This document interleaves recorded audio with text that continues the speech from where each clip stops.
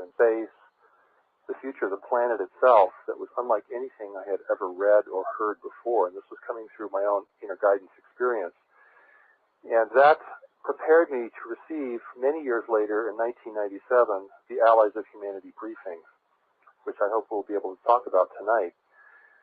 The briefings actually were also unlike anything I had ever read or heard before.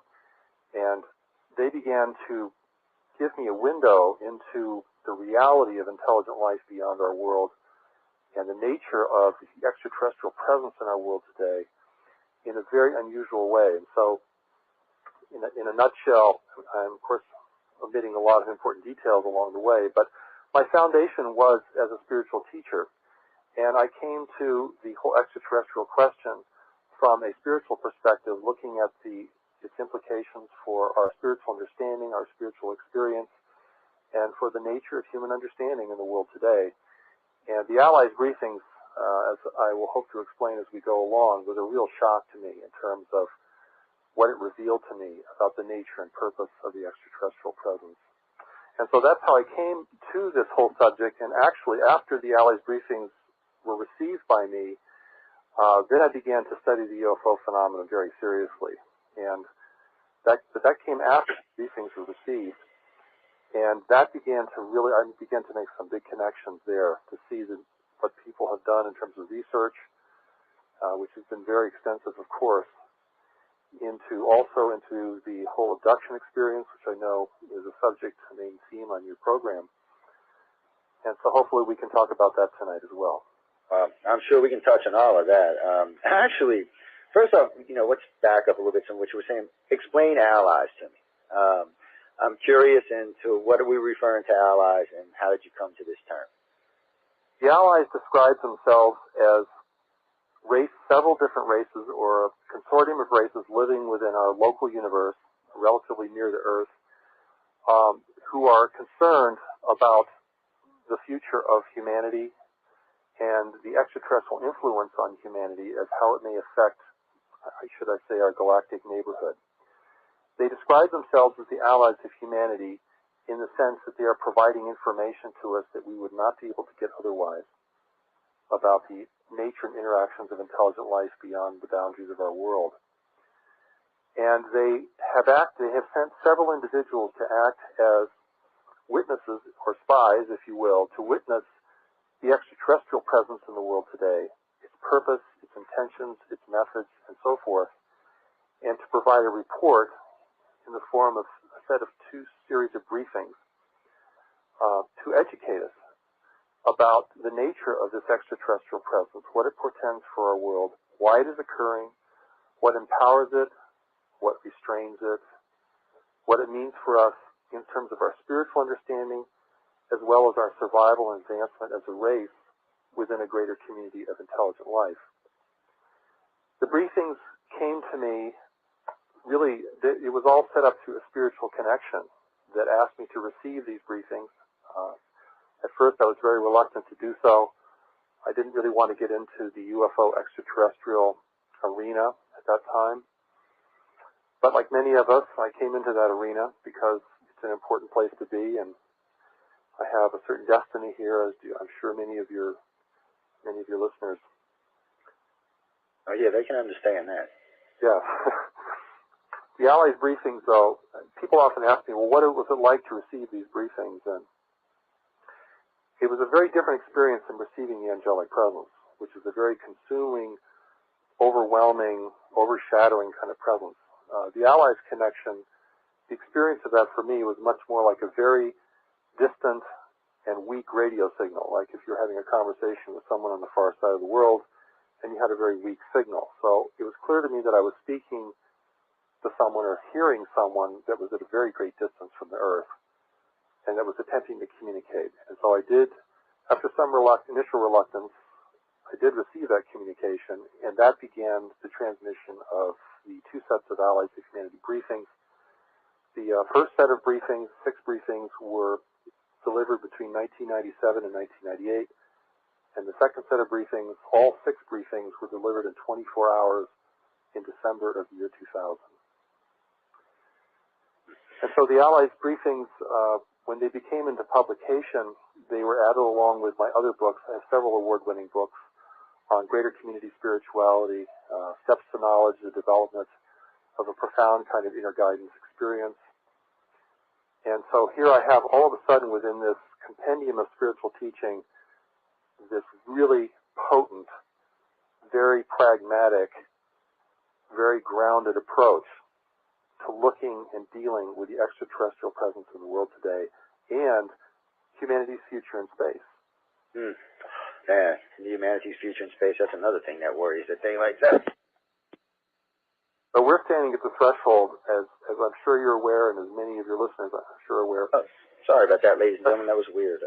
My phone hiccuped there. Sorry about that, guys and girls. I don't know what happened there.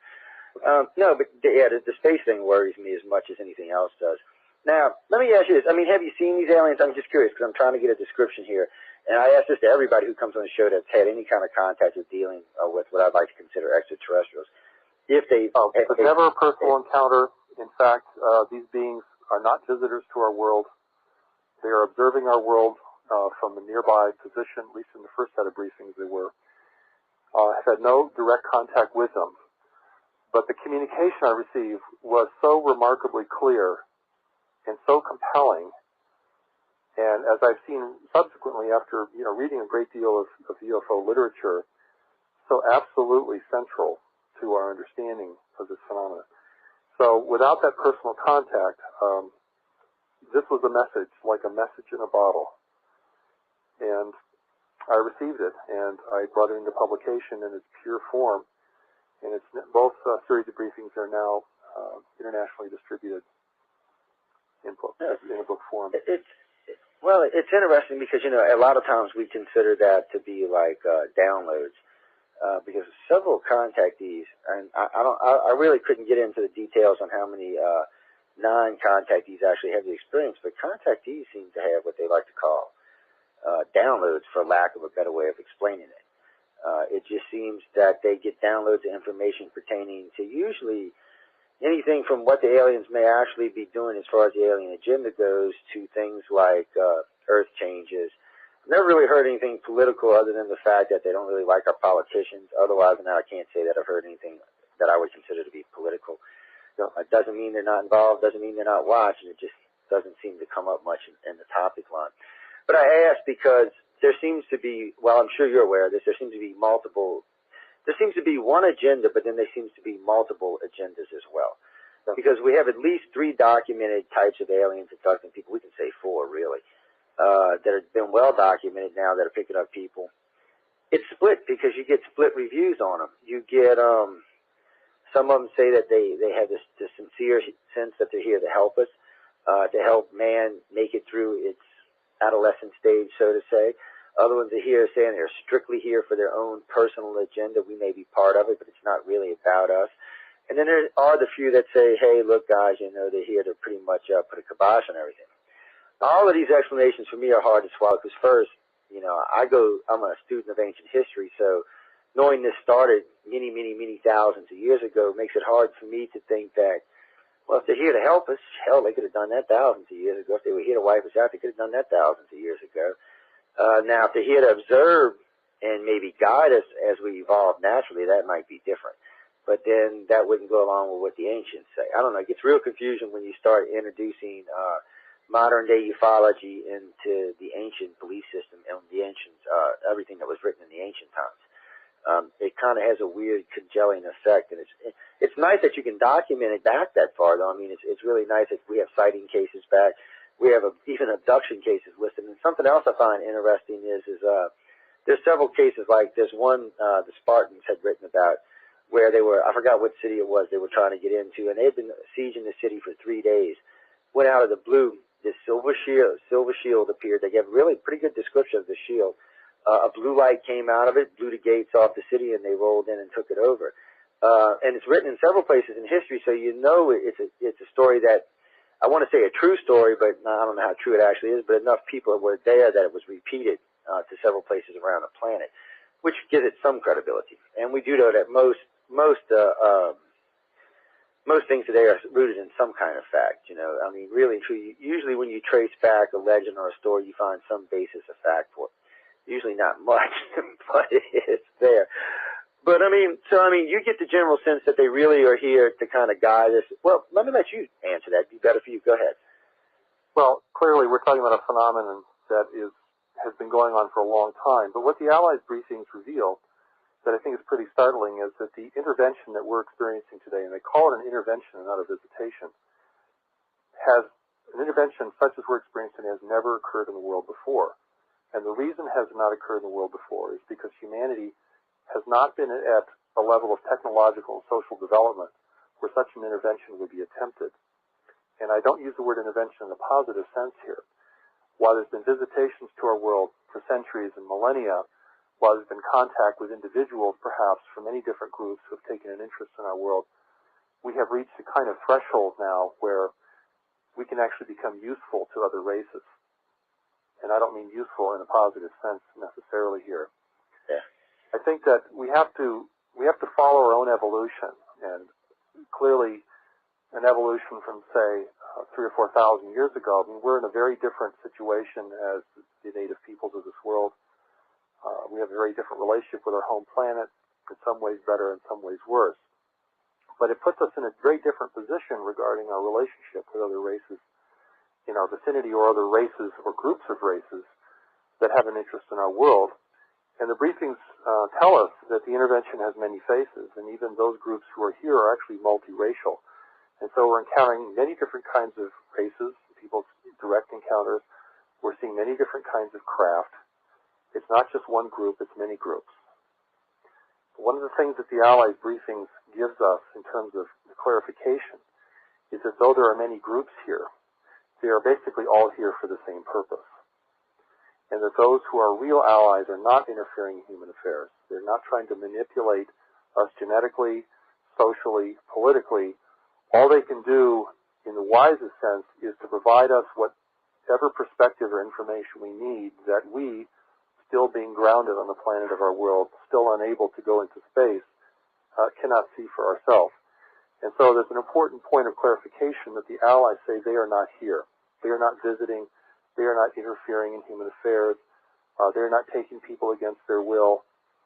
They're not trying to establish a political presence. They're not trying to direct or determine, the nature of humanity's development at any level, except to provide us some core wisdom that we, as a young and inexperienced race within this greater community of intelligent life in which we live, will need to know in order to maintain our freedom and sovereignty in this world, and to have some kind of foundation upon which to establish our own ethics of contact. It has not been established thus far. Well, not from our side. No, I would agree with that. We have no say in what is being done to us or to our world, and this is one of the key points that I really like to stress, is that we are the native peoples of this world. And if we are to learn from both history and nature, we have to look at the history of intervention for native peoples historically throughout the world. And one of the lessons of intervention and the lessons of nature is that interventions are always carried out for self-interest. Oh, yeah. There may be some secondary plan to enlighten or redeem or lead the natives to salvation, but the primary motive is economic. The primary motive is prosaic. It's not mystical. It's not about, that we are such a grand race in the universe that other races adore us or study us or want to learn from us or need to learn how to raise children from us.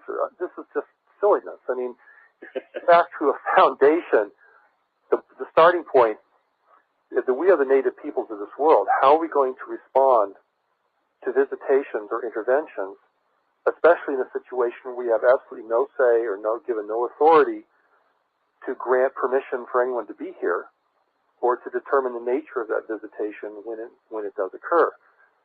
So I'd like to tell people or recommend that instead of approaching the extraterrestrial presence as scientists or philosophers or theologians, we have to start at the very beginning. And the very beginning is we are the native peoples of this world. This is our home planet of origin. How are we going to deal with visitations and interventions? Oh, I agree. But, Marshall, let me stop you right there because we've got to go to break right quick. Everyone, I want everyone to please stay tuned to Wake Up USA, a UFO study, a Stardust Radio production, now being broadcasted live in SRN 1690, Riverside, Iowa. I'm here with Joe Montaldo. I'm sitting and speaking with Marshall Summers, and as soon as we return, we'll start taking some questions, so please stay tuned. Are you looking for an internet radio station with a unique blend of talk radio and an eclectic musical flavor? Join Stardust Radio today at www.stardustradio.com, where talent and technology meet. This internet station sounds great on your computer, but wouldn't it be even better if you could take it with you wherever you go? Now you can. This station is proud to be affiliated with the Mobile Broadcast Network, brought to you exclusively by XS Voice. They make it possible for you to hear your favorite internet station anytime, anywhere, on your cell phone. To get connected, go to www.mynbn.com and listen to internet radio on the go. What's happening? I'll tell you what. Kent Emmons here. How'd you like to spend a weekend in Branson for only $99? That's right. You and your family can now relax in Branson for only $99 or take the honey for a quick romantic getaway any weekend you choose. This amazing vacation offer includes 3 days, 2 nights in a great hotel, breakfast every morning of your stay, preferred show tickets, and hundreds of dollars in coupon savings all around town. You know, Branson, Missouri's got amusement parks, world-class golfing, beautiful lakes, endless shopping, and more live shows than Vegas. So give us a call now at 1-866-338-1410. Branson for $99. It's our way of saying thanks for checking out our beautiful new resort, the Grand Crown. Here's that number again, 1-866-338-1410. Toll free, 1-866-338-1410. Branson for $99. If you're one of the millions of Americans that suffers from acne or knows a friend or a loved one suffering, please turn up your radio and take down this life-changing information. Introducing Epiclear, the revolutionary new advanced skin treatment imported from Europe, formulated to help get rid of pimples and prevent further breakouts. Great for all ages and most skin irritations, Epiclear is doing something that no other acne treatment formula has ever done. Ever. We're so confident that Epiclear will clear up your skin that we're willing to let you try it for free. That's right. You heard free, and we mean free. Over a $70 value delivered without a prescription right to your house. Call now while free supplies last at 1-800-656-5993. Nothing to risk and everything to gain. Call Epiclear at 1-800-656-5993. That was 1-800-656-5993. Limit one order per household, please. Call 1-800-656-5993. Shipping and handling not included. Alexis Parking, your aviation destination. You need something grand, something special, something unique. Look no further than the Alexis Park Inn of Iowa City. There you'll find 27 supersized suites of all varieties, most with jacuzzis. The Alexis Park Inn is an aviation-themed hotel where your continental breakfast is delivered right to your door because they're committed to your satisfaction. Give the Alexis Park Inn a call toll-free at 888-9-ALEXIS or check out alexisparkin.com. Alexis Park Inn, your aviation destination. Alexis Park Inn. SRN 1690 AM, Riverside, Iowa, and around the world on the Stardust Radio Network. www.stardustradio.com. You're listening to the Stardust Radio Network, where talent and technology meet. Good evening and welcome back to Wake Up USA, a UFO study, a Stardust Radio production, now being broadcasted live to SRN 1690, Riverside, Iowa. Ladies and gentlemen, I hope everybody's enjoying the show tonight. I'm sitting and speaking with Marshall Vian Summers tonight. It's been very interesting so far. I know what we were discussing at the break, y'all should love because it's right up everybody's alley. You know, Marshall, a couple of things that interest me about all of this. First off, I do agree with the ethics. I think we should be the one dictating the ethics of contact and things like that. I don't know if we're going to actually get that far yet, but it is something I agree. But let me ask you this: what do you consider? What would you consider to be an ethical contact? Well, clearly, an ethical contact is a contact that is allowed and stipulated by the host. I mean, if you think of ethical contact in terms of some entering your home, you just don't have people creeping around the back rooms of your house. unacknowledged, acting surreptitiously. Most people wouldn't allow that to happen. So I think if you consider what you would allow within your own home in terms of visitation, that begins to give us a kind of a basis for allowing visitation to this world. We need to know who is coming, why they want to come, what they intend to do here. There could be no secrecy, and we hold the right to say, yes, you can come, or no, you can't come. But clearly, in the whole UFO phenomenon, these rights have never been recognized. Most people who are interested in the subject, frankly, don't even think about these things very much. And clearly, it's our responsibility as the native peoples of this world, as people witnessing visitation, intervention in our native land, must begin to establish some kind of ethics of contact. In fact, there's a very important document called the Declaration of Human Sovereignty.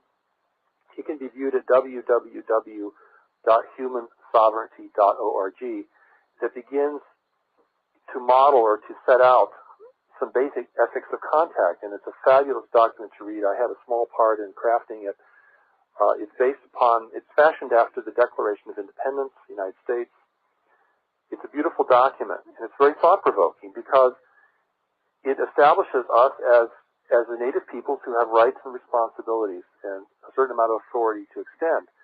And unfortunately, many people feel that this extraterrestrial presence is so advanced and so overwhelming that we have no rights, we have no power. And unfortunately, this is some of the manipulation, the result of manipulation, pacification, that has been conducted by the extraterrestrial presence over the last 50 years in particular. At least those races who are here to exploit the world for its resources. And unfortunately, when I've gone and spoken at UFO symposia or have been a participant at UFO symposia, there's all this, rancor about the government and government cover-up, certainly very deserving, but no one's asking about the extraterrestrial. No one's questioning the extraterrestrial. It's assumed that the extraterrestrial is benign or beneficial or good or neutral, and no one's looking there, or very few people are looking there. And I feel that's the most important place to look. In a way, our government's a small player in this. And the power is with the people here because the government is not going to reveal what it knows. And if it does reveal it, it probably wouldn't be trustworthy anyway. So here we are, witnessing the intervention, experiencing at many different levels, whether direct sightings, encounters, or receiving, imagery, or happening on a psychic level, whatever level it may be affecting us or influencing us. We are the witnesses to the most profound event in human history, and yet we're not questioning it. I know, I'm sure you are, and probably many of your listeners are, but most people who are interested in this subject really are not asking the most important questions, in my view. They have hopeful expectations. They're looking to be saved. They want a higher intelligence, a more advanced race to come and kind of clean up the world for us. And if we look at the lessons of intervention from our own history and from nature itself, that's never what happens. And if that were the case, if this was an exception to all that nature and history has taught us, if this is the exception, then it would have to be, we would have to know beyond a shadow of doubt that the extraterrestrial presence was here to help us. And that would have to be demonstrated beyond a shadow of a doubt, rather than just being hopeful or believing or wanting to be saved by extraterrestrial beings. I agree with that. They would have to prove it to me beyond any reasonable doubt in my mind. Really, that's never been proved to anybody. I can't imagine any reasonable person being able to say, yes, this has been proved beyond a reasonable doubt. Because we can't make a mistake here. As the native peoples of the world, we cannot make a mistake here. Because truly, our world could be lost without firing a shot. Yeah, at the rate we're going. I don't know. We do teach, one of the things we do teach contactees is to question their experience. We actually teach them. We even go as far as helping them program in questions because we know most contact is telepathic. And we do know that the aliens do tend to respond almost out of instinct when a question is put to them in a telepathic form. So it is something we do teach contactees, and it is interesting. You do get some information and things like that, some of which is disturbing, some of which isn't, but some of it which is. But I agree. I mean, I think there should be some way. before I go any further, let me ask you something. How long ago did you release this book? I'm just curious because, you know, I'm listening to you speak, and I kind of got exopolitics in the back of my head, which this sounds similar to, but not the same, because actually you realize that the contact experience is going on. And the way lately I've been hearing exopolitics being presented is that we haven't had contact yet. We're trying to set up rules of contact and engagement. And so it almost sounds like someone had taken what you'd said at an earlier time and kind of changed it a little bit and came up with that. But I was just curious, I mean, how long has it been since you actually released this to the general public? I believe the first Allied set of briefings came out in 1999, in the year 2000, and the second set of briefings came out in 2004. And were you speaking about this before you released the book? I'm just curious. I mean, these kind of things are little things that bug me. Actually, I was, to a certain extent. I was talking about preparing for life in what I call the greater community, which is the greater community of intelligent life in the universe. Spiritual preparation for contact, spiritual preparation for a future in a universe full of intelligent life. That intelligent life is prevalent throughout the universe. We have our destiny is there, our future is there, our success will be there, our failure will be there, and I'm treating this in most of my writings in a much more theological context. Then along comes these briefings, which treat it in the most mundane. In fact, there's nothing airy-fairy about the Allies of Humanity briefings. There's nothing mushy or gushy about it whatsoever. In fact, it's extremely succinct. It's brutally honest, and I think it clears the picture remarkably, and certainly begins to add some of the missing pieces that, as I mentioned before, being stuck here on the surface of our world, we just cannot know certain things about the nature and interactions of intelligent life. So we're kind of acting the way that native peoples have always responded, or many have responded, to first encounters, visitations, interventions. We're treating this romantically, we're treating this idealistically, we're treating this as a form of possible salvation, or we think, as many native peoples in the Americas did, that the visitors were from the spirit world. You know, they couldn't conceive of another race coming across the ocean, so they thought their visitors were emissaries from the spirit world. And even today, there are many psychics and people in New Age thinking who think that extraterrestrials are spiritual emissaries from the spirit world, or that they're indistinguishable from angels, or have special relationship with angelic beings. And there's really no reality there at all. I mean, this is just pure projection, and we need to treat this in the most fundamental and elemental way we can. We can speculate about its spiritual implications and its religious meaning, but before we do that, we have to view this as visitation, intervention. We as the native peoples have no power, have no authority, cannot determine the nature of this intervention, what it's doing, it's hidden from us. It has some very dark sides to it. Sometimes it appears to be beneficial. Certainly the abduction phenomenon is extremely dark. I mean, if we really look at people's lives being so dramatically altered by this experience to the point where many of these people break down psychologically, they can't function in society, they're being prepared, their minds are being controlled. It's a very dark thing. And one abductee told me that, you know, to them we're nothing more than cockroaches. Or we're like cattle. The Allies briefings say to the intervention, those who are intervening in the world today, you're like cattle. You're like intelligent cattle. You're interesting, but you're only valued in terms of your usefulness. And the definition of usefulness, particularly in the second set of briefings, is very dramatically portrayed. And I think it throws us back in a really sobering manner, because we don't think of ourselves as the native peoples of the world. We don't think of visitation in anything but a highly speculative or romantic or beneficial realm, because that's what we all want. We'd love to have a race come and bestow upon us advanced technology and teach us all how to live in peace and harmony. But that just doesn't happen in life. And that's the intervention of sound. What was that? Sorry? Hello? Oh. Well, here. Oh, okay. That was just weird. I just heard something real weird sound come shooting. Oh, click. That was strange. Every now and then I hear something weird. I don't know what that is. Didn't mean to distract you, because I liked where you were going with this. And all of this kind of fascinates me, because, I mean, one of the things that we gripe, complain, and preach the most is stand up and be counted.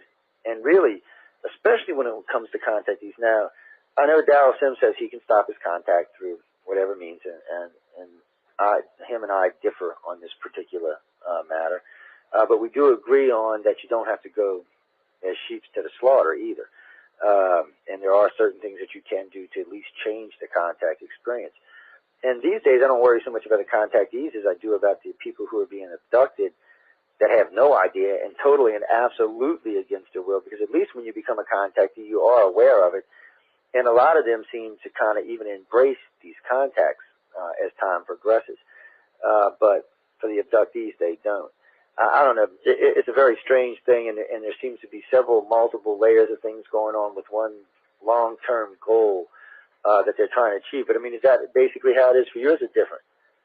Well, let me, if I may, just read a couple of passages from the Allies' briefings, because passages, I think, are very revealing. Regarding abductions, this is a quote from the third briefing in the first book of the Allies of Humanity.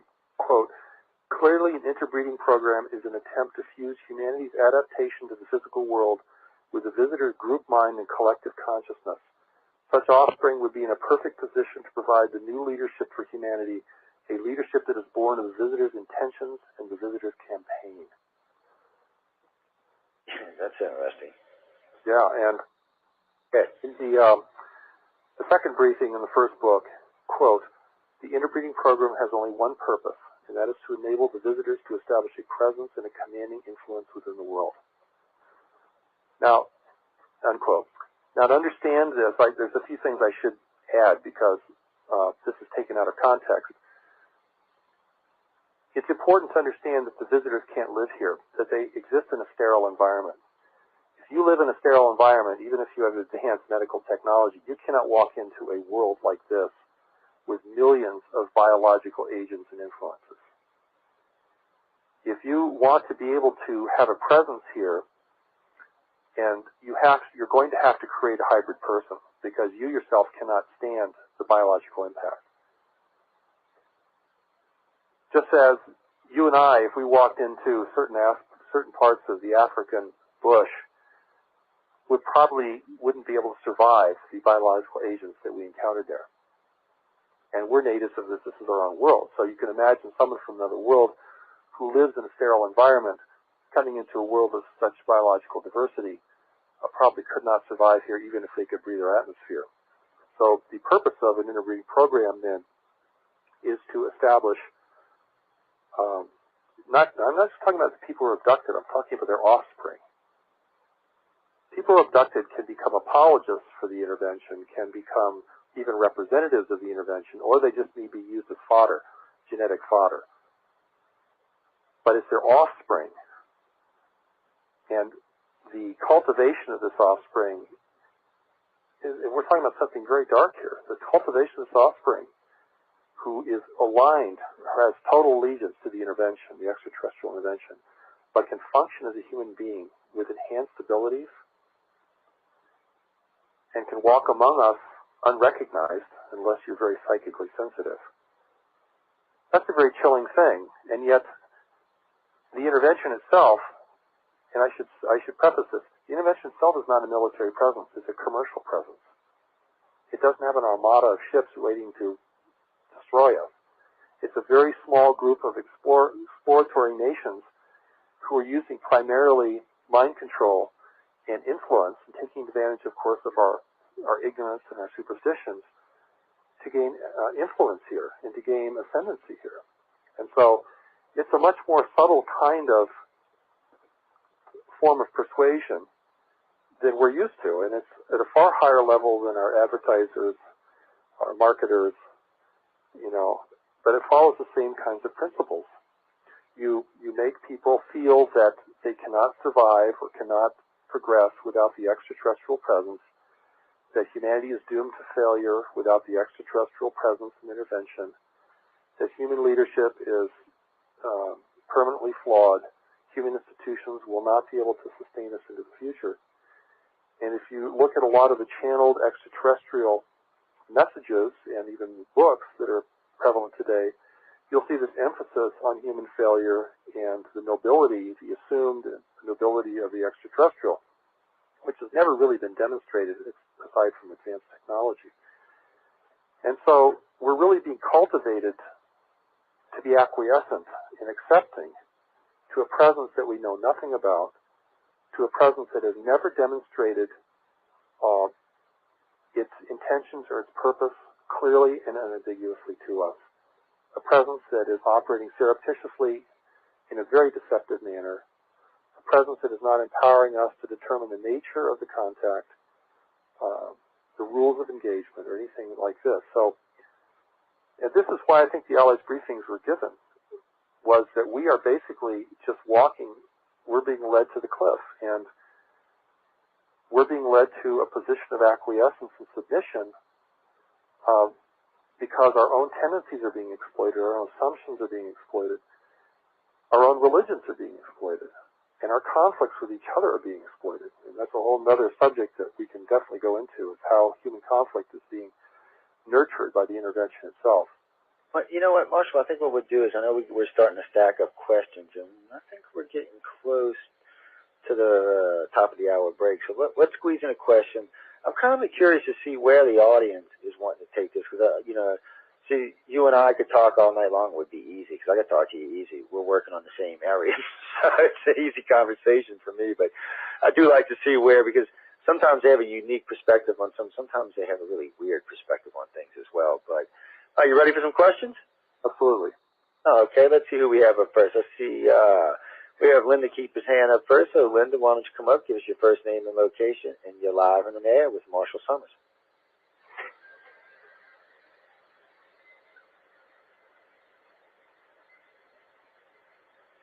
Good afternoon, Mr. Summers. My name is Linda, and I'm from New Orleans, Louisiana. I was listening to what you were just saying, sort of a bleak outlook for the human race. What I don't understand is, if the aliens have been dealing with us for a long time, then obviously there are many offspring. This genetic, us coming together with them. So are they living on Earth now? Are they in positions of power, or will they all just come later? Very good question, Linda. First of all, I want to make the important distinction that the abduction program is a very recent phenomenon, and that the groups who are operating here are not the groups that have operated here in the past.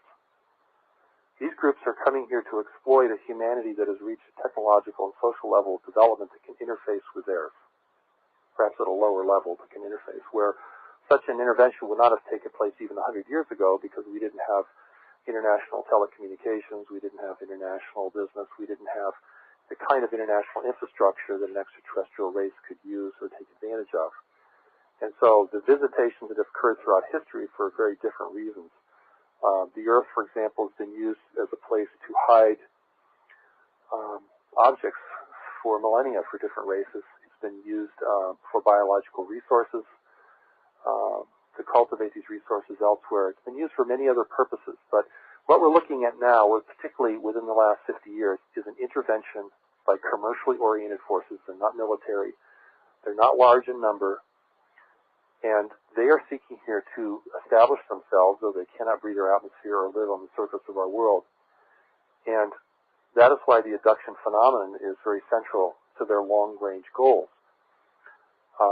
Clearly, if you want humanity to be acquiescent and subservient, you don't want to try to take them by force, which they're really not equipped to do anyway. I mean, ruling 6.5 billion slightly crazy, insane human beings is a pretty daunting task. But if you set up the right kind of infrastructure, it actually can occur. Now, to go to your question about are there hybrids walking the world, I believe that there are some.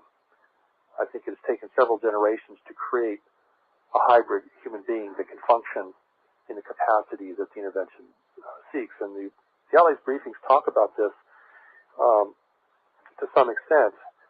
And they also emphasize that the individuals who would assume positions of power will not be the people who are in elected office. They'll be their advisors.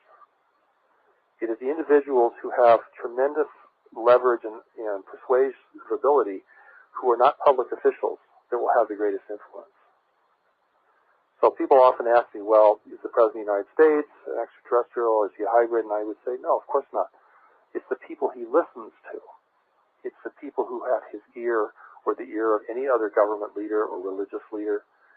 That is the most important thing. And again, I think the outlook for humanity, you mentioned it was bleak. I think it is bleak in terms of our own behavior.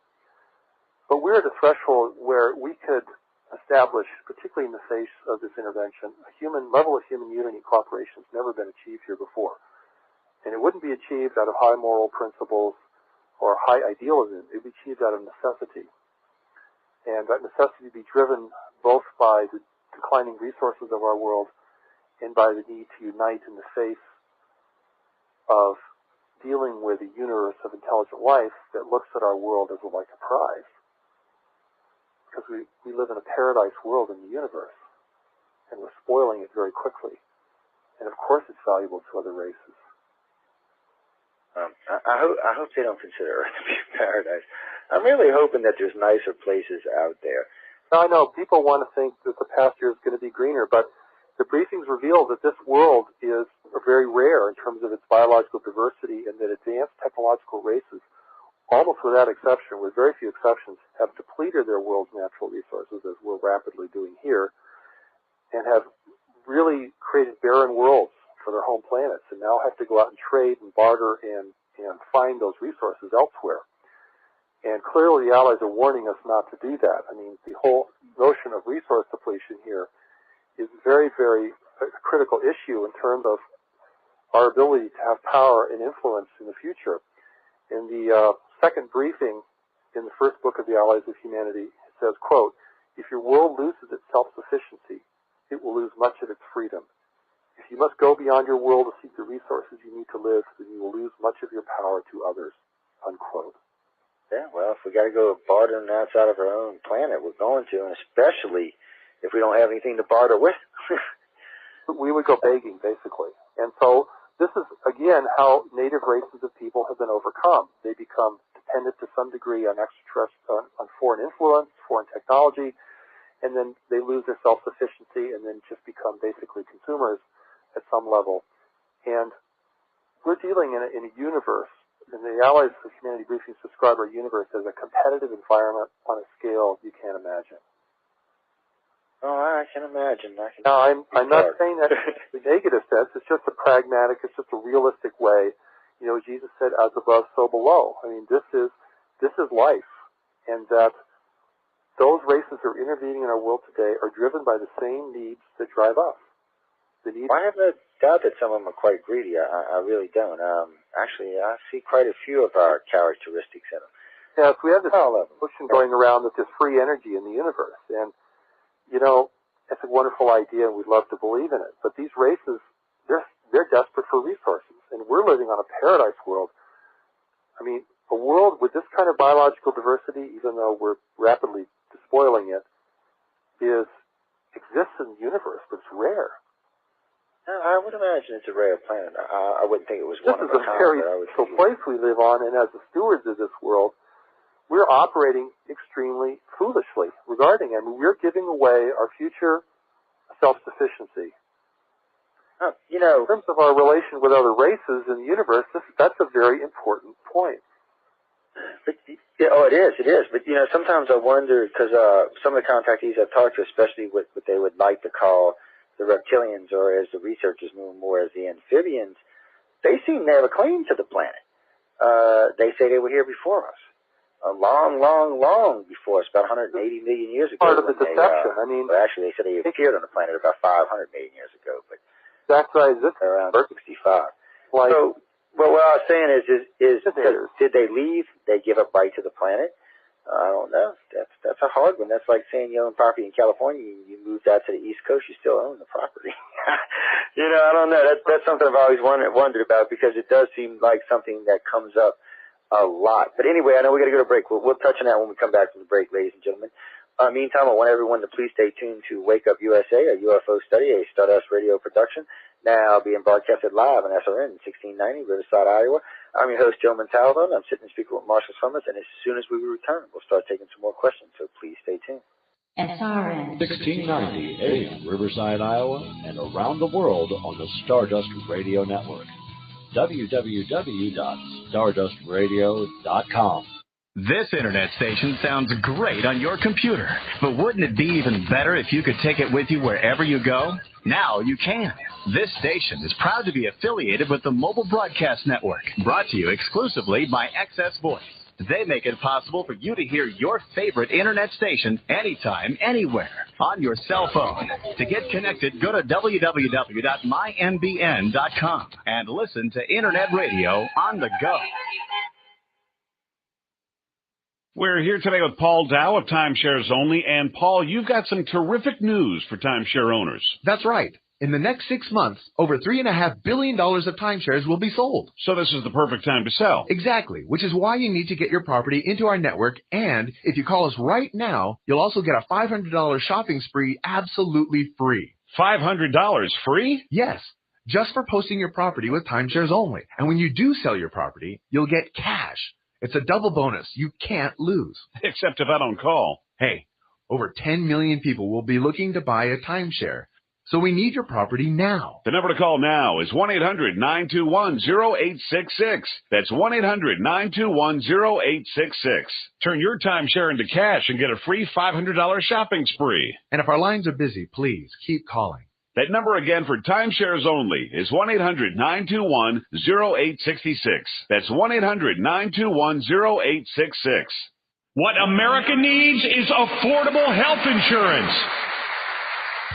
Finding affordable health insurance for you and your family, it's on everyone's mind right now. If you're self-employed, it's on your mind too. One of the things we face as entrepreneurial Americans is finding affordable health insurance.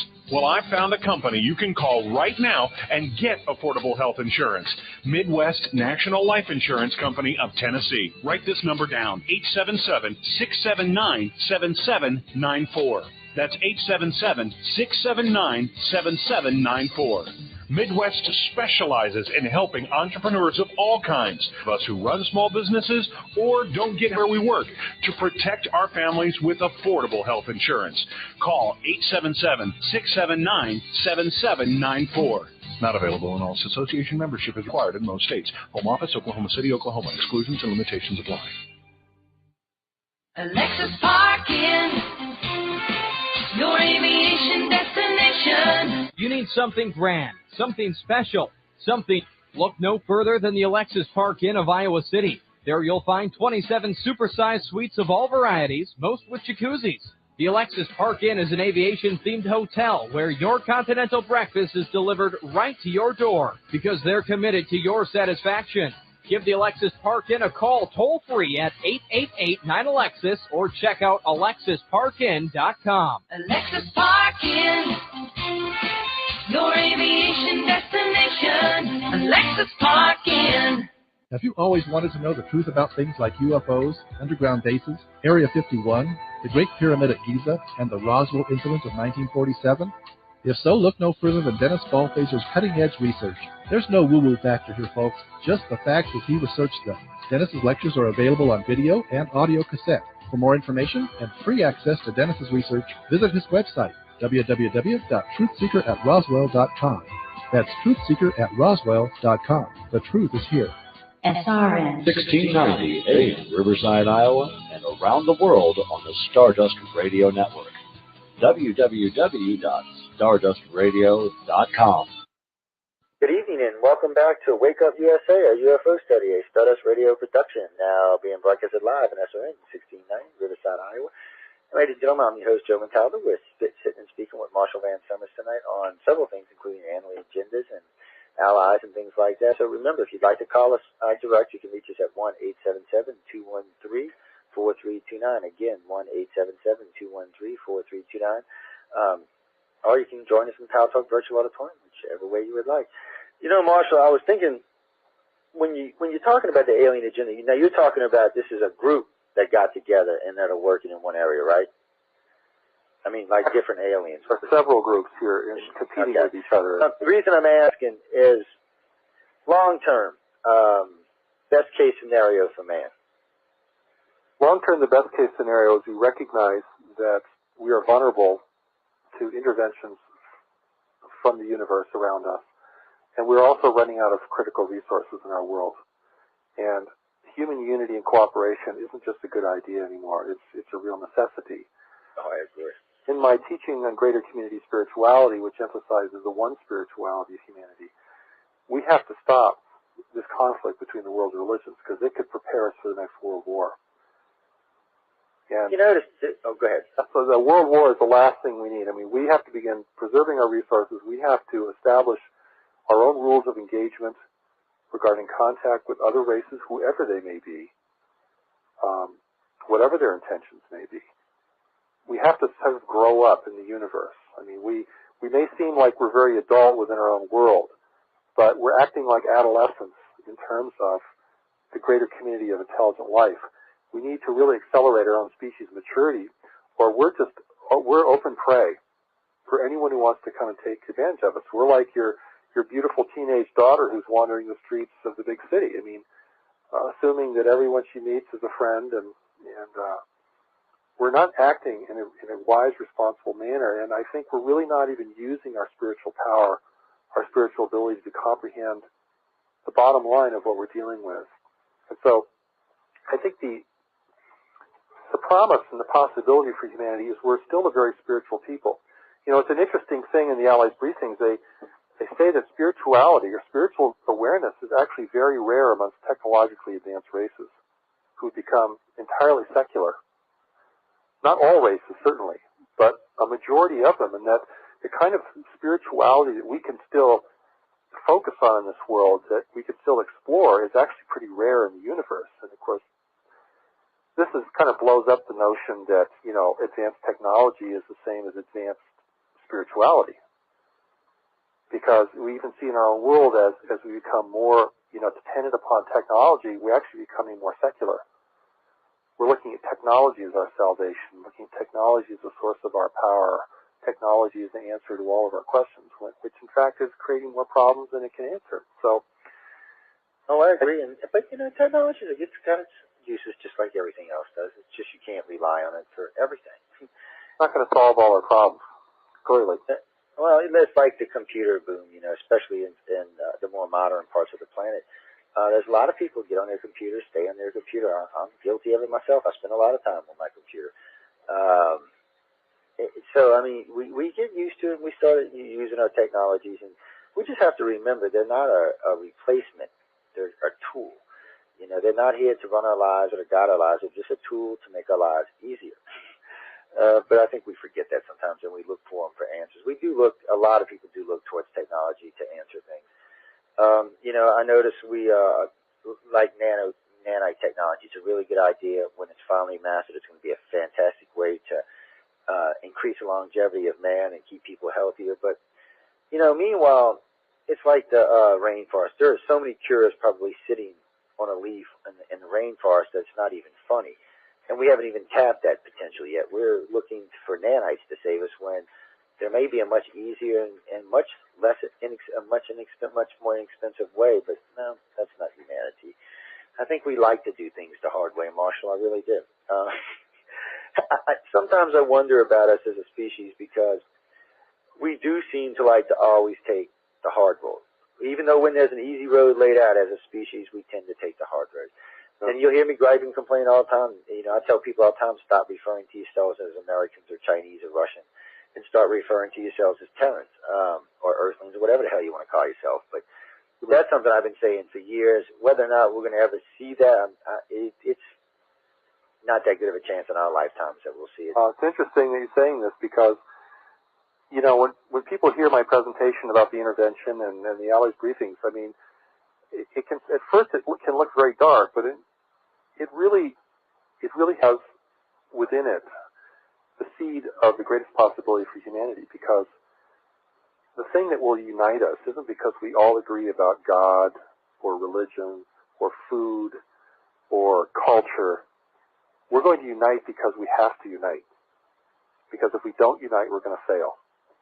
I think and I'm speaking of this from the standpoint of being a spiritual teacher, who I would love to see us unite for higher principles and for greater truths. But I think the thing that is really going to get people to change the way they look at themselves and the world and how they operate in the world, how we all operate in the world, is necessity. And necessity is the mother of invention, and the intervention is a necessity. And we're still romancing it. We're still treating it like it's an exploration in consciousness, or it's a science project, or it's the grooviest thing. It's another groovy thing that's going on in the world.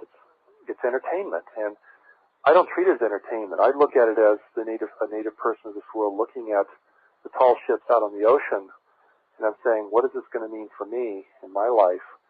And what do I need to know about those tall ships? And what do I need to know? If I was in those tall ships, why would I be coming to this shore? And there's a lot we need to know about this. I mean, let's be honest about it. As researchers, we may have more information than the general public does. Granted, but they're the ones that really need to know.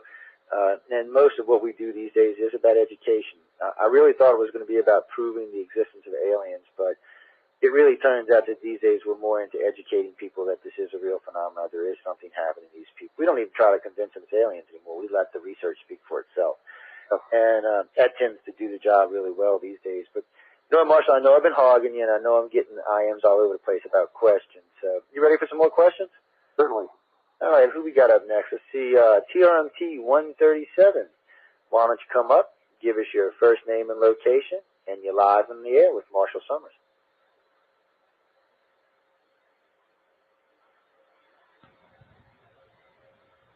Good evening, gentlemen. Wonderful program. Mr. Summers, you speak of the greater community observing whether humanity accepts the intervention of the collective ETs. Would major endorsement of the Declaration of Human Sovereignty be considered by the greater community in the universe at large as compelling evidence that Earth inhabitants object to the collective ET intrusion? And towards that end, sir, could you see this document in the future being the subject of a global petition to seek UN endorsement of its provisions? Thank you for your response. That's a very good question. We're talking about the Declaration of Human Sovereignty as a document which can be viewed at www.humansovereignty.org. I think we need to have some kind of voice communicating out into the universe, telling whoever's watching us, whoever is watching the intervention, that we don't approve of visitation in a situation where we do not establish the rules of engagement or the rules of contact. And otherwise, it appears to anyone who's observing this, any forces that are restraining the intervention, for example, which the briefings do talk about in some detail, it just looks like we're accepting this presence. We're not resisting it. We're not speaking out against it, and I think we do need to speak out against it because it's fundamentally unethical, and that the Declaration of Human Sovereignty most certainly could go before the UN. It is a statement of human rights, of human responsibilities.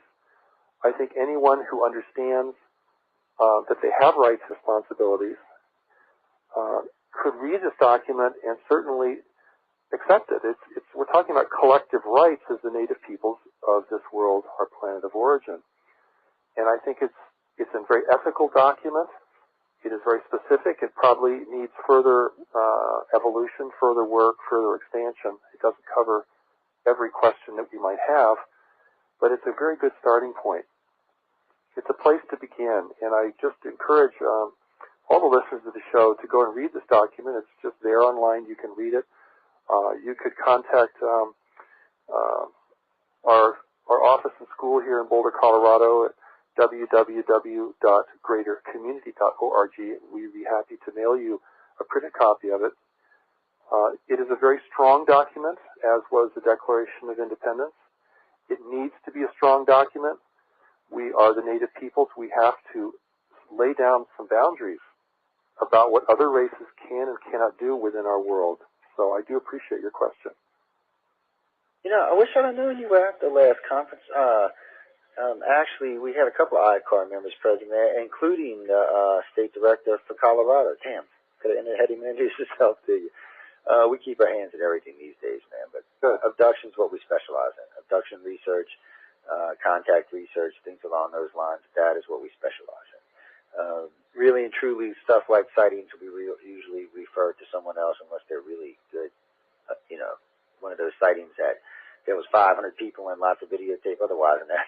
Because, ladies and gentlemen, I know you've heard me say this a million times on the last Marshall Vian things, but UFOs are all great and dandy, but they don't really help prove anything, and it's pretty much the same thing now. I got some video footage.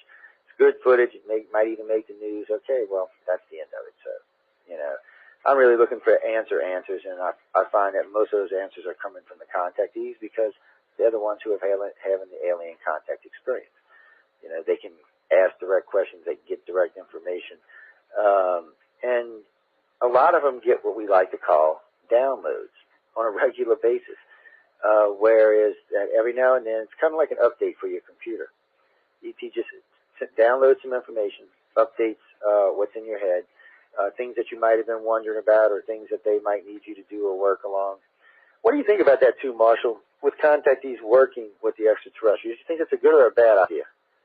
I don't think that's a very good idea because unless you really know who you're working with, and of course, the real, by your fruits you shall know them. I mean, the real evidence of this is what's being communicated. I mean, what is being asked of anyone who's receiving these messages?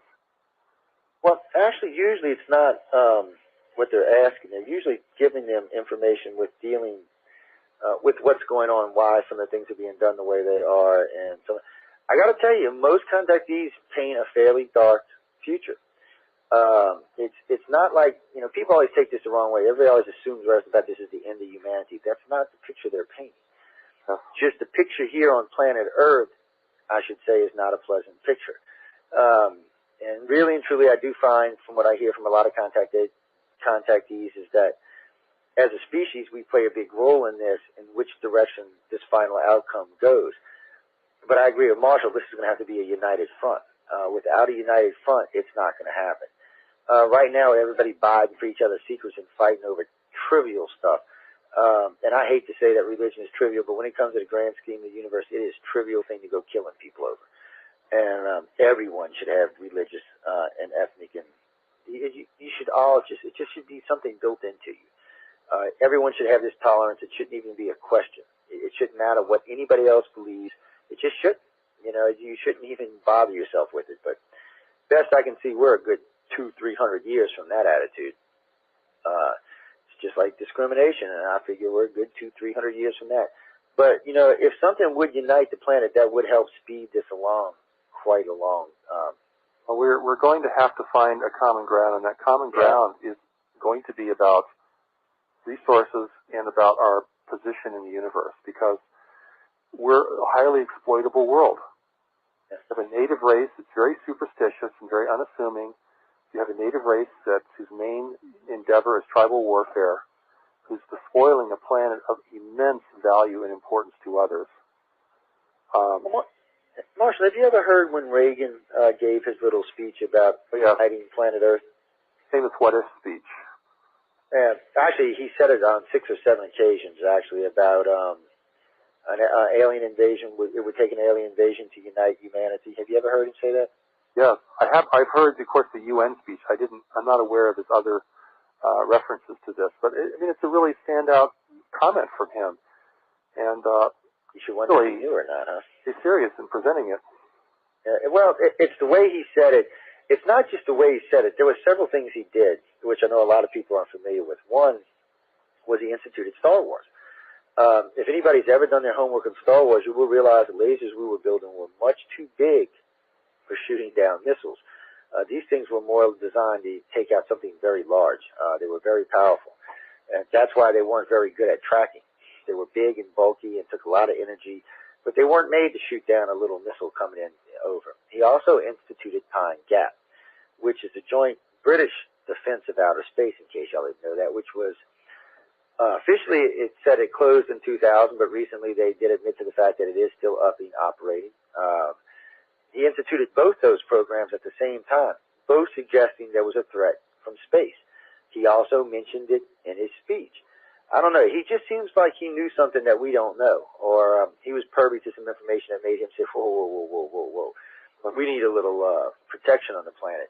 Because let's be honest, when he instituted Pine Gap, well, let me finish this right quick, but when he instituted Pine Gap, he openly admitted that there was a threat from outer space. He didn't say inner space. He didn't say for defending the planet or the moon. He said the defense of outer space. This is a man who was planning to go to war with something in space, and all his actions dictated that thing. But go ahead, Marshall. Well, I mean, that's very important what you're saying, and if anyone should know the intentions or the behavior of the extraterrestrials, it would be the inner circles of government, who probably had more contact with the extraterrestrials than anybody else. And, you know, see, people think that, it's often assumed that, you know, governments are threatened by the power of the extraterrestrials in a competitive sense. I think that it's really important to understand that the people who in government, and of course government's a really big place, and perhaps in the head of corporations, I mean, if they could benefit from the extraterrestrials, they would. They'd be the first to benefit. Advanced technology, my goodness. And the Allies briefings refers to this as that the leaders of government, industry, religion will be contacted by the intervention. And certain individuals be contacted and to create a liaison with them. And certainly what's going to be offered these individuals is power, technology, predominance, dominion. This is exactly what has happened throughout history in terms of the kind of interventions, particularly the kind of interventions we've seen in the last 100 years, where the intervening force is not a soldier with a sword, but a man in a suit with a cell phone and a briefcase. That you win if you need the natives, and apparently they do need us to work for them. If you need the natives, you win them over by offering them trinkets, offering them power, convincing them that the way they live is inadequate or unhealthy or unholy. And you win them over, and this is just going on, you know, all over the planet, and it has been going on for centuries. And that if you need the natives to work for you, and you want to subjugate them because that's a negative work environment, you want them to submit willingly, which is the most intelligent thing to do, then you win them over. And I think that's exactly what the intervention has been doing. Even as we speak, the intervention has many representatives and apologists and few critics, very few critics. And they're also taking advantage of humanity's lack of confidence in itself, in its leaders, its institutions. And this is another classic intervention tactic, is to make the natives, you know, doubt their leaders or their medicine man or whatever, so that it creates a vacuum of confidence. And many of the people who are very pro-intervention will also tell you that, you know, government is evil and institutions don't work and never will work, and we need the extraterrestrial to pull us through. And they're very cynical about humanity's ability and humanity's future. And I personally do not share that cynicism. But I think the impetus for us to take a higher road is going to have to come from our engagement with the life in the universe, and also our engagement with our deeper spiritual reality, which I call knowledge. Which we the knowledge. You know, I pick on people all the time about things like, we're still in the womb. You know, I compare the planet, you know, and our atmosphere to the womb. You know, that's our protective womb, and we're still nurtured inside, and we haven't really gone outside the womb. And so I can really consider still infants.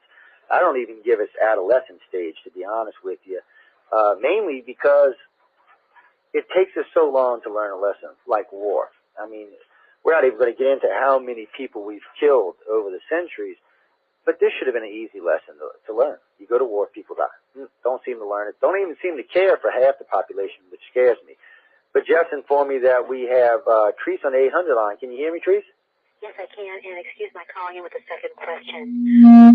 Mr. Summers, you know that humans possess an inner spiritual ability, a spiritual knowledge which the ET collectives cannot access. What would you say, sir, to those experiencers who have reported accounts of dream tests and downloads of information, and who would consider such manipulation as invasive rather than instructive or educational? There's a bit of a dichotomy of opinion there.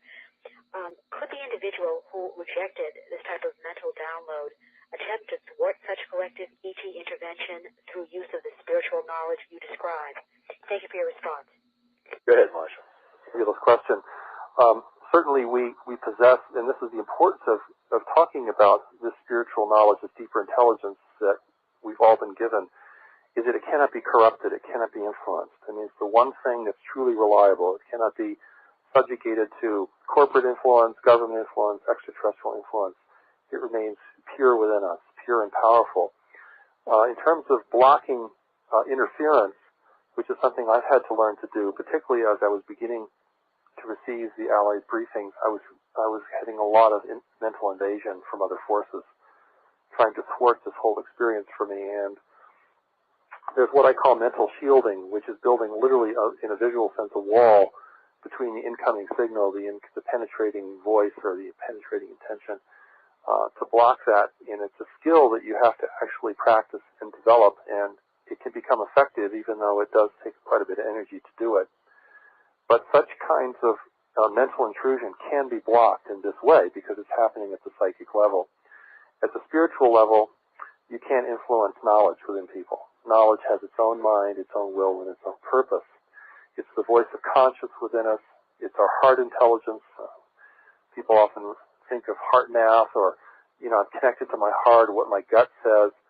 And this is kind of a fundamental or rudimentary way of looking at knowledge, but knowledge is actually a deeper mind within us, the mind that the creator of all life has given us to guide and protect us.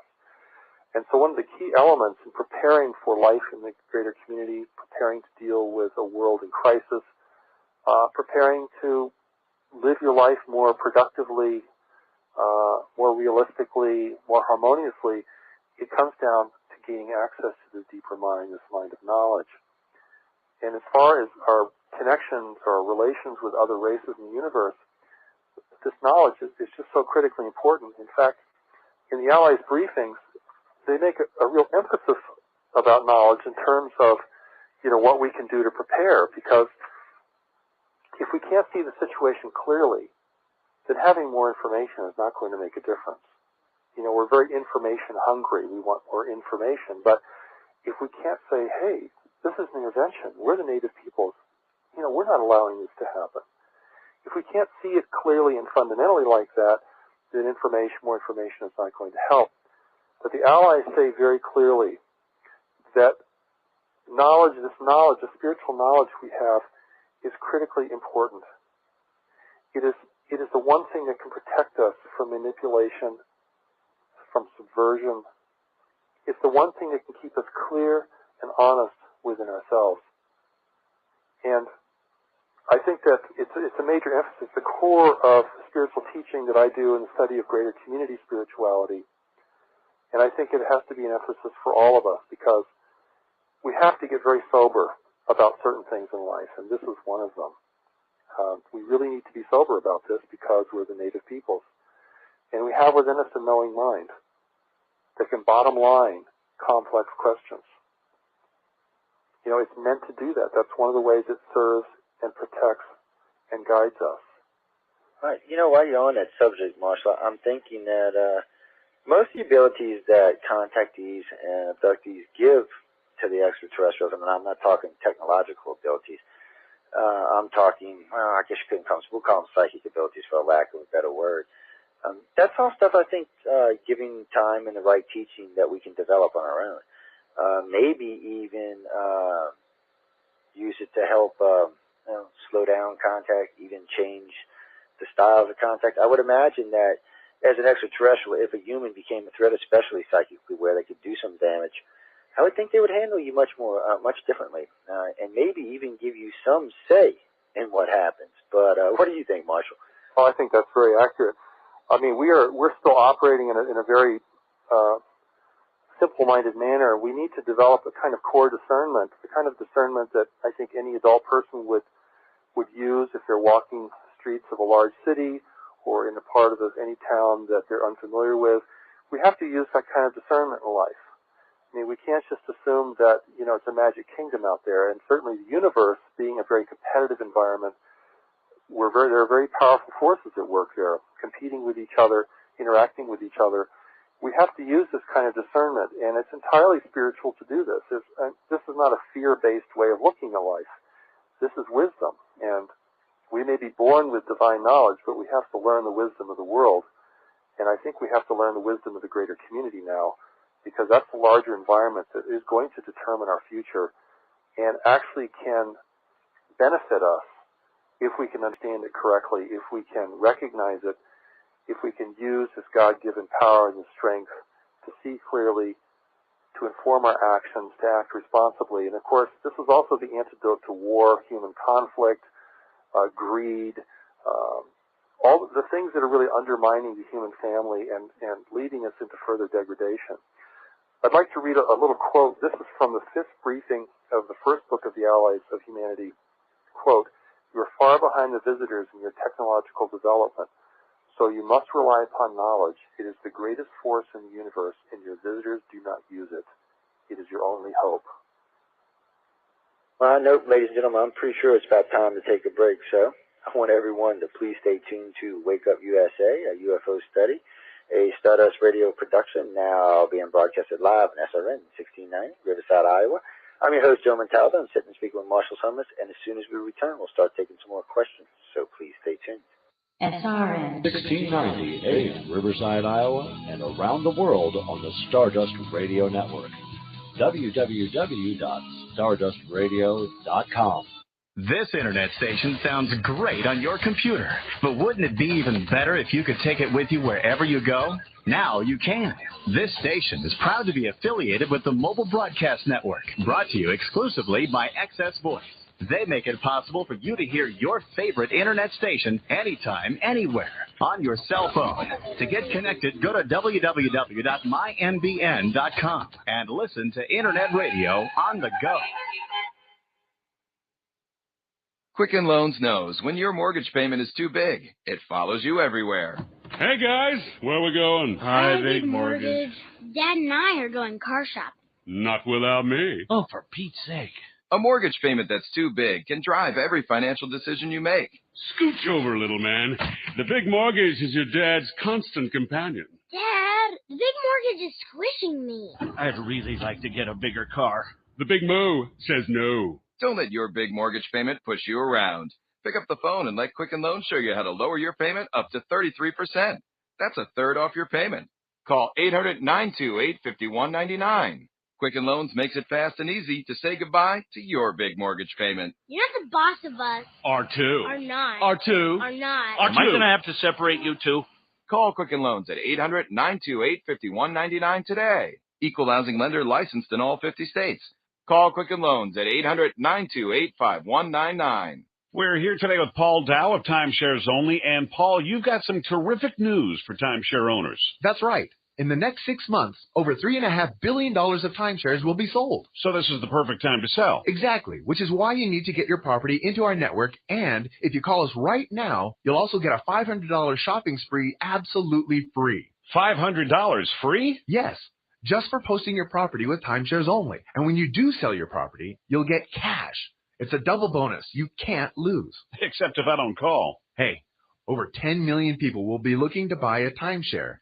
So we need your property now. The number to call now is 1-800-921-0866. That's 1-800-921-0866. Turn your timeshare into cash and get a free $500 shopping spree. And if our lines are busy, please keep calling. That number again for timeshares only is 1-800-921-0866. That's 1-800-921-0866. SRN 1690 AM, Riverside, Iowa, and around the world on the Stardust Radio Network. www.stardustradio.com.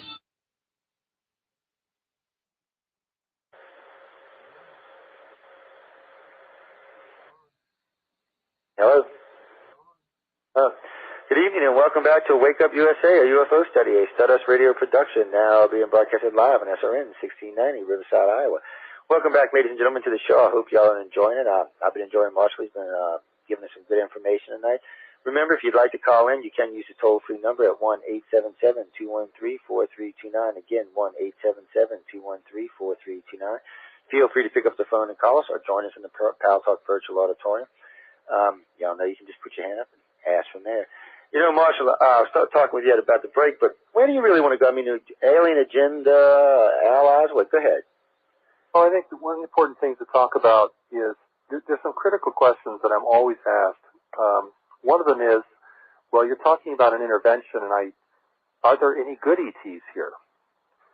And my answer to that question is there are good ETs, but they're not here interfering in human affairs.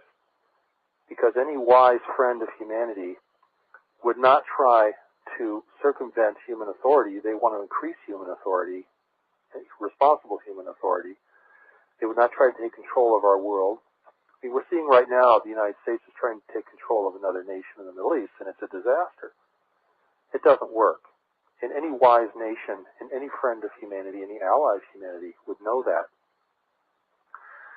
And so I think it creates an unambiguous situation.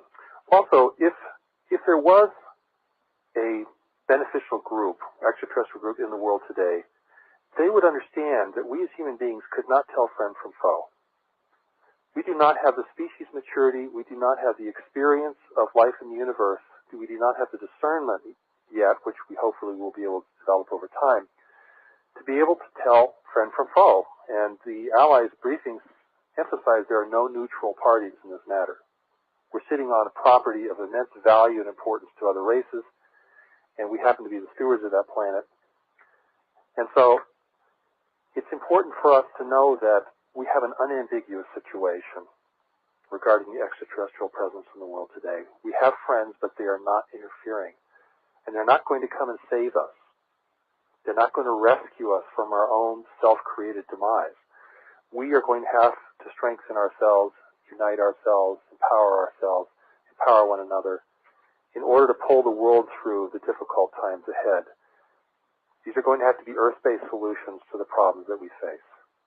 And the Allies briefings emphasize this, that no one's going to come and save you, and anyone who says they're going to come and save you is really here to take advantage of you. And worldly wisdom tells us that too. If someone came to your door saying, I'm here to solve all your problems, would you believe them? I don't think so. I'd be asking, where's the check? You got a check for $4 or $5 million? That'll be a good start. Go ahead, Marshall. The other thing I'd like to talk about is what people can do, because that's always, an important question. I mean, I'm creating a very, ominous picture, but it's a very real picture. And it's a picture that the native peoples of any world or land must face when facing intervention. But there's important things that people can do. And I'd like to read a couple of quotes from the briefings. This is from the second book of the Allies of Humanity briefings, the first briefing of that second book.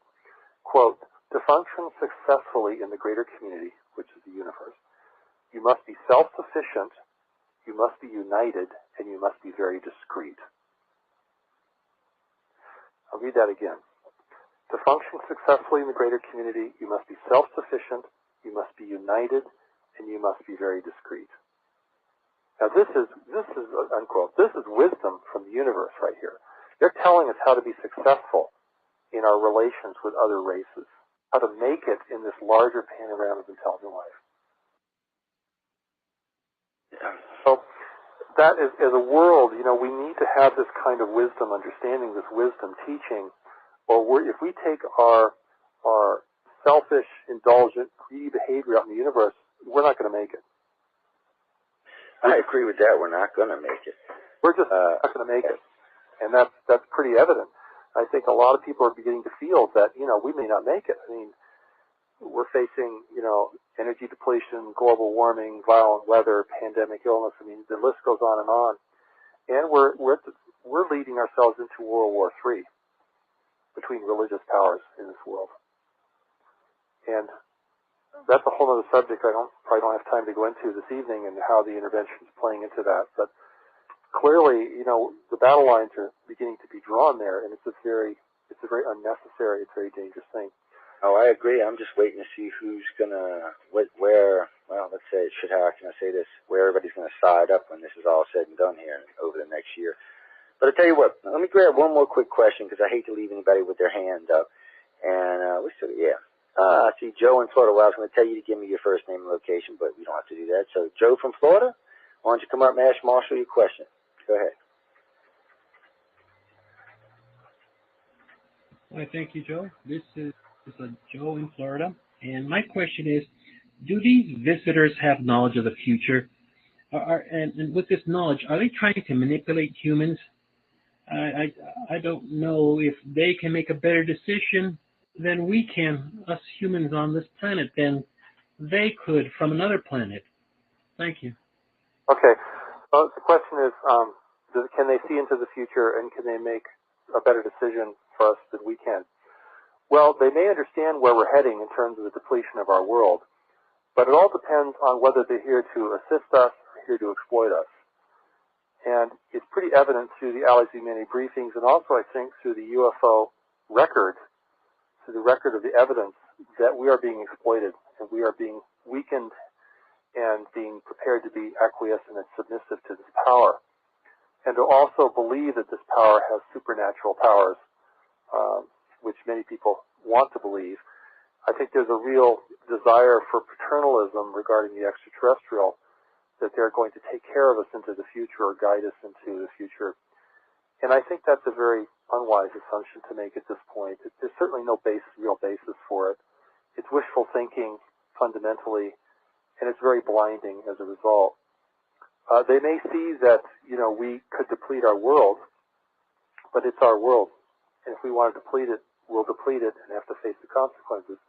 But if they're here to take advantage of that depletion, they're here to actually benefit from our demise, so that the authority of this world, the sovereignty of this world that has heretofore been humanity's, is given over,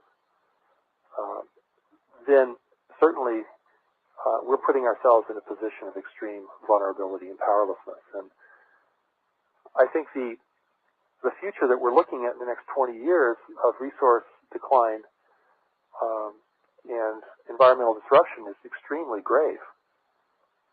And you can imagine within that an extraterrestrial presence would show up,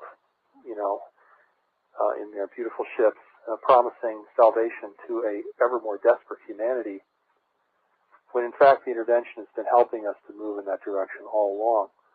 It's one of the ways that humanity could be overtaken without firing a shot, and it's also a form of display. And for those of your listeners who are familiar with, flyovers of military bases in this country and other countries, and military encounters with extraterrestrial craft, you can see that the intervention uses display. Even though it's a very small force, it presents itself as immensely powerful and overwhelming, and that humanity doesn't have a chance in the face of it.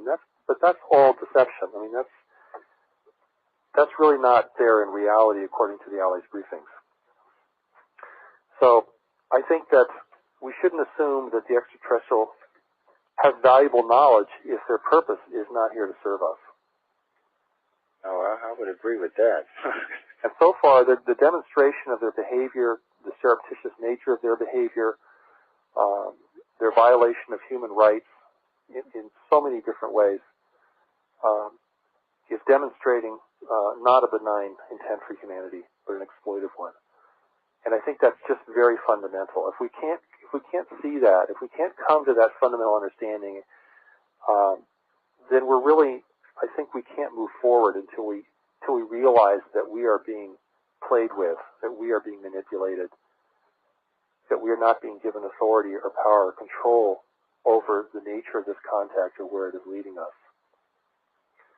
So future successful contact, I think when you go and read the Declaration of Human Sovereignty document, begins to lay down a foundation for how humanity is going to have to behave with one another and with other races. It's really more about responsibility now than becoming enlightened. We have to use our native intelligence, and we have to create a movement for ethical contact. See, I want to make this very important point.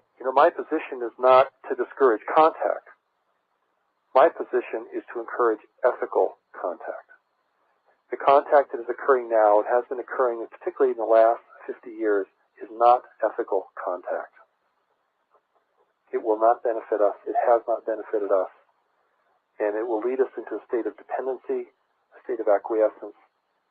And we're dealing with forces here that are very clever in doing this. I mean, they're much more sophisticated, than our corporate marketers or our government in terms of manipulating thoughts, feelings, and beliefs. This is a very powerful skill that's used in the universe around us, particularly particularly amongst competing races that compete for resources. You know, the Allies briefings, interestingly enough, really point out that war, like Star Wars, just rarely ever happens in the universe.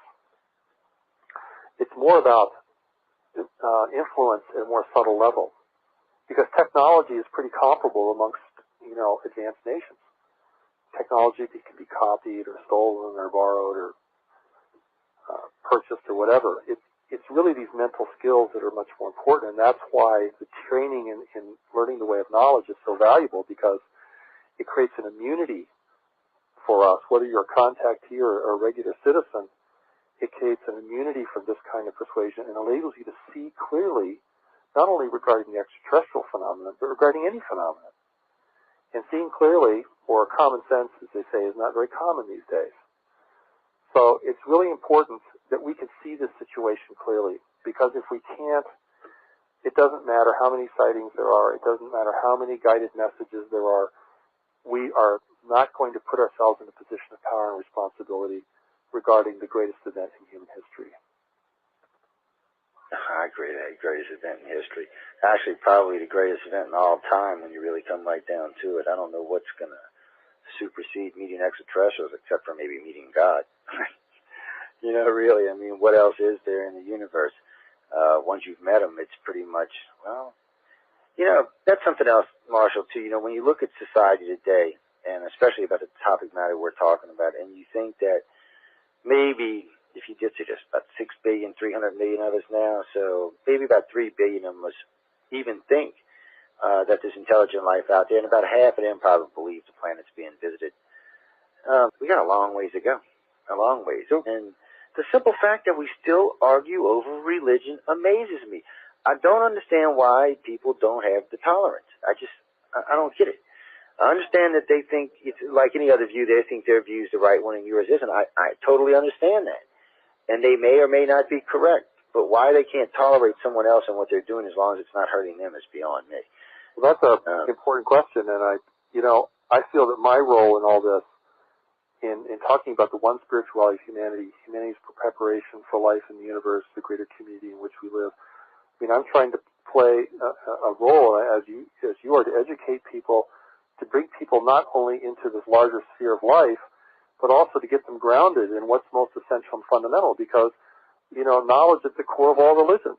I mean, if you're grounded in knowledge, you may have a different view or a different path to follow, but you recognize there are many rivers that flow to the sea.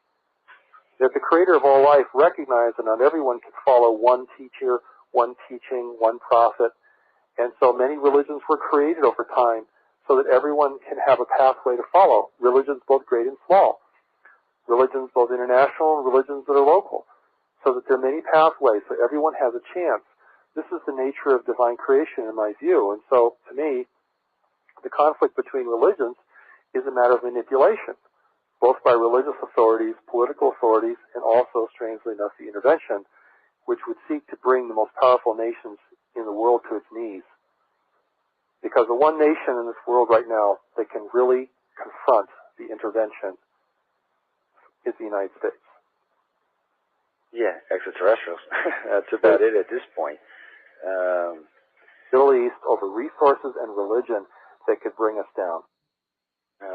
Actually, at the rate religion's going, it's going to bring us down. It's just a matter of time. Divide and conquer strategy is what it is. Yeah, I mean, at this point, the way it sits, the first nuke that's been dropped since World War II will probably be dropped in the name of some god. I hate to say that, ladies and gentlemen. I'm even willing to put money on that. It's just, I don't, like I said earlier, I don't understand it. You know, we can't seem to get past this little thing. It'll be dropped probably for oil, and God will be used as a justification. That'll work too. I don't know. You know, I think about the oil thing, but not everybody gets the whole story on the oil. The Middle East only has 50 years of oil left anyway. The Gulf's got about 200 years in it. Alaska's got at least that much in it. U.S. isn't fighting over oil. U.S. is fighting over control for the marketing enough to keep the price up, but they don't really care if we have it or not. And actually that too, the U.S. is starting to move away from oil too. Now it's mandatory 2050, 25% of all vehicles on the road have to be alternative fuels. By the turn of the next century, all vehicles in the United States have to be alternative fuels other than oil fuels. So, I mean, we're looking to get away from it. We're just looking to control it while China's trying to use it so we can keep them from becoming the world power financially. Have a greater community awareness. And what I'm talking about is this greater community awareness. This competition will increase, and it will lead to the decline of everyone's country. You can see it's going to be ongoing conflict, huge expenditures of energy. We're not preparing for the future. We're just living out the past, basically. And our future is going to require the humanities. Go back to three things that the briefings emphasize. We must be self-sufficient, we must be united, and we must be discreet. Discreet in terms of our engagements with other races. Because we live on a planet of such immense value to others. Just like if you were an extremely rich person living around other people who weren't rich, you have to be pretty discreet about that wealth, or you're going to have a lot of problems. Yeah. You're going to have to handle your relations with other people very, very carefully. And we live on a very rich planet, biologically rich. We take it for granted and we don't value it. But if you have a greater community understanding, you see that worlds like this are rare, and that the advanced races who are out looking for resources have already outstripped their own worlds, you can see how important it is to have self-sufficiency. Because that self-sufficiency gives you power, it gives you self-determination, it gives you choice, and it puts you in a position of determining the kind of contact that you want to have with other races in the universe. And we will have contact with Go on, Marshall. Let me ask you this right quick. Let's say, out of some weird miracle, tomorrow the planet decided to unite, basically stand up for itself and its rights. What do you think, at this point, the extraterrestrials' response would be? Would it be a positive, a negative? Would it be something we wish we wouldn't have done? I'm just curious. I didn't mean to cut you off, but I know we're getting kind of short on time, and it just popped into my head, so I wanted to ask you. That's a very good question. The briefings make it very clear that if we begin to raise our voice against the intervention will be stopped, because it's completely operating on human submission, acceptance, and acquiescence. As I mentioned earlier in the show, the intervention has many critics and many representatives and few critics.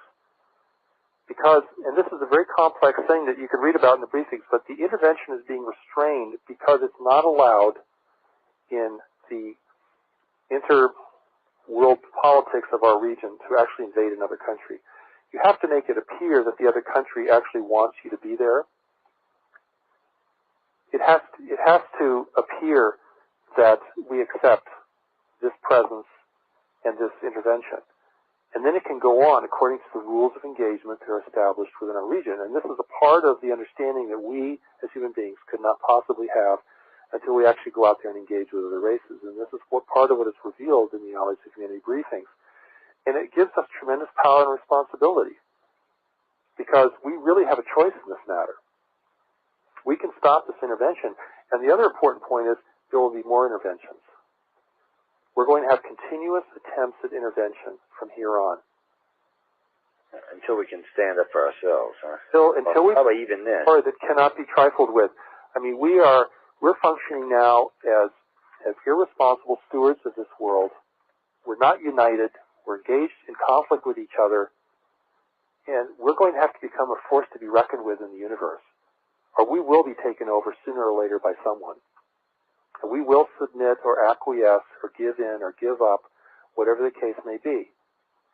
And that cannot happen. I think we're at the time of immense decision about this, and that's why I feel it's incumbent upon me to bring this message of both warning and hope to as many people as possible, both through the Allies of Humanity briefings, through my books on greater community spirituality, through the new message that I feel that I've been given to give to humanity, because it is a message not only of warning and gravity, but also a message of hope. I mean, it's speaking to what is really possible for us, but we can't behave in the same old way. We can't take the same old positions. We're going to have to rise to this occasion. But life has taught us that the greatest moments in our lives are when we have to rise to difficult occasions, and we are facing a difficult occasion. Yeah, that's also very definitely headed in that direction. These days, and unfortunately, I mean, we're dealing with this extraterrestrial thing along with all of our ignorances, and we've just got so much stuff to learn as a species. And, you know, I always have hope, and I always do think maybe, you know, because I do see, you know, there are some things that a lot of people aren't aware about. There are 6,300,000,000 people on the planet today, and per capita, war-wise and food-wise, there's less starving people today per capita than there ever has been. There's less people dying in war today. So the planet has congealed some. It's just we can't seem to get past just some of the little petty things. I understand resources are an important thing. I really do. And I do understand that a lot of this is important to people. But really, when it comes right down to it, it should always be the people first and everything else second. And I don't think that's a lesson we're going to learn for a long time to come. And I mean, America's right now the most advanced country on the planet, not in everything, but in technology we are. Socially, we're probably somewhere, 2/3 of the way up. I wouldn't say we're the most advanced socially because we are kind of behind in some things. But you're just not seeing a general congealing. You're seeing what looks to be like coalitions, Marshall. Like you'll see like the United States now has its, its non-allies that it's had since World War II that it considers to be part of our country. In other words, like the UK and even Canada and Australia. You could not untangle our militaries and economy if we had to. Even if we decided we hated each other tomorrow and wanted to go to war, we couldn't. Because effectively we are one nation with several different rulers, but as far as our economies go and our militaries and quite a few other things for that matter, we're one nation. And you seem to see this, like the Chinese and the Russians now are kind of congealing together, and you're starting to see this happen in other places on the planet.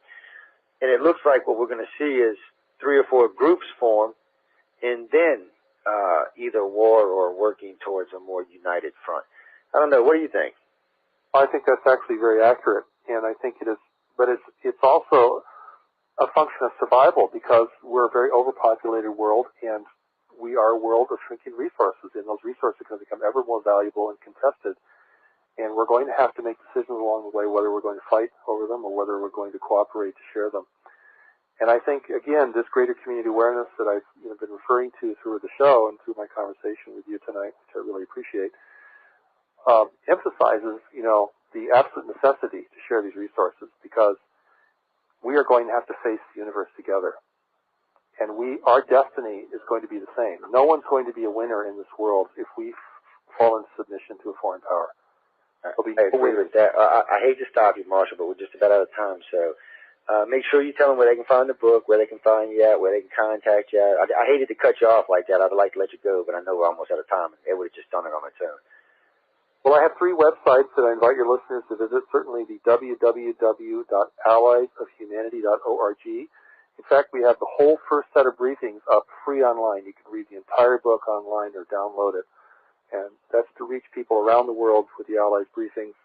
Both books are available in bookstores everywhere through Amazon.com and also through bookstores. My main teaching site is www.greatercommunity.org. There you can learn about the way of knowledge and greater community spirituality. I have a third website, www.newmessage.org, which is really the message that I have for the world and for the individual. And it's a very powerful site. I just encourage your readers to take the time to visit. I welcome them. Well, Marshall, I want to thank you for being on tonight, man. You were a great guest. I enjoyed it. I hope everybody learned something tonight. I'll have to get with Linda to get you back scheduled again because I know we just barely touched on anything this evening. But again, I want to thank you for coming on. You were a great pleasure, and I look forward to being back on your show. Okay, thank you. Next week, ladies and gentlemen, don't forget Richard Boylan will be coming on. A couple of interesting things we'll be talking about there. Also, I would like everybody's comments and opinions. As usual, you can send them at iCarsTalks.net. Also, if you have trouble finding Marshall's sites, they're both listed on the Stardust Radio site and the www.icar1.com site.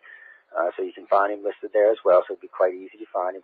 And guys, what we were talking about earlier at the beginning of the show, I would really like to know what everybody thinks about quite a few things we're moving into space with, especially the new space program. Everybody's opinion on it, I would like to know. I'm just curious to see where the United States and the world, for that matter, stands on this new program because, it's one of those things we're going to spend a couple of $1 trillion on. I just want to know what everybody thinks. On that note, ladies and gentlemen, we're just about out of time. Again, I want to thank Marshall for being on tonight. Don't forget next week, Richard Boylan will be on the show next week. So on that note, guys and girls, I want to thank everyone for listening to Wake Up USA, a UFO study, a Stardust Radio production, now being broadcasted live on SRN 1690, Riverside, Iowa. And until next week, have a great life. If you would like to continue this discussion after the show, join us in iCar's Pal Talk chat room. UFO, alien phenomenon, under the social issues category. This internet station sounds great on your computer, but wouldn't it be even better if you could take it with you wherever you go? Now you can. This station is proud to be affiliated with the Mobile Broadcast Network, brought to you exclusively by XS Voice. They make it possible for you to hear your favorite internet station anytime, anywhere, on your cell phone. To get connected, go to www.mynbn.com and listen to Internet Radio on the go. Alexis Park in your aviation destination. You need something grand, something special, something unique. Look no further than the Alexis Park Inn of Iowa City. There you'll find 27 supersized suites.